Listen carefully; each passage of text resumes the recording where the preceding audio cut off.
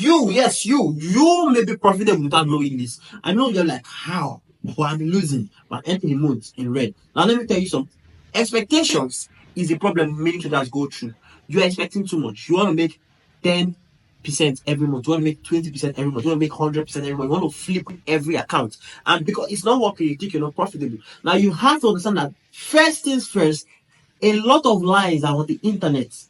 You see people posting all sorts of amount of money. You are not in their MT5. You're not seeing their broker statement. You're not seeing their my FX book. So why are you using what they are posting to judge your progress?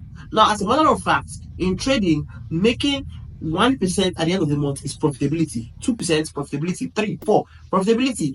As long as you are not blowing your account, because you're in an industry where millions of people blow accounts per day, per hour. So as long as you were able to not just keep your accounts on the break even, you still make profit on it and you're doing very nicely. So I know there's somebody there watching this video that ends the month in profit, but he is dissatisfied. So what happens? He's thinking to change strategy, he's thinking to increase his lot size, he's thinking of doing something nasty. Now the solution, if you are earning lesser than you want, is to get a higher capital. Period. Go get a higher capital. Many of these payouts you see people posting online is 2% of their account size, 1%, 0.5%, and they are requesting payouts. So why don't you go get those big profit accounts and use your skill to pass it? And lastly, for those of you that think if you've not passed your profit challenge in a month, in 2 months, you don't know what you're doing, the truth is that firm rules and expectations shouldn't be your standard for judging how trading works or how you perform. Those are their rules.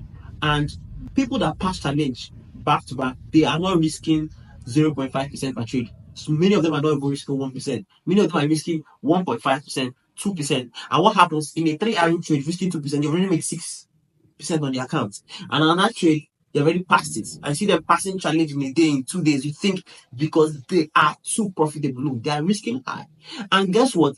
This is exactly how they lose multiple accounts too, that they don't come online to show you. So the profit thing is more like an investment than trying to be right on every account. Meaning you're investing this amount of money in 10 profit accounts. Yes, you're profitable, but you know that you will lose 4, you will pass 6, or you will lose 5, you will pass 5. And those 5 you pass, when you get payouts, it's going to pay for those ones you lost. It's just like a business, and many of these so-called profitable traders see online. That's what you do. So stop judging people's progress. Stay away from what you see people do online is not your business. Your business is to trade. As long as you are not losing at the end of the month, you're good. I don't care what strategy you're doing.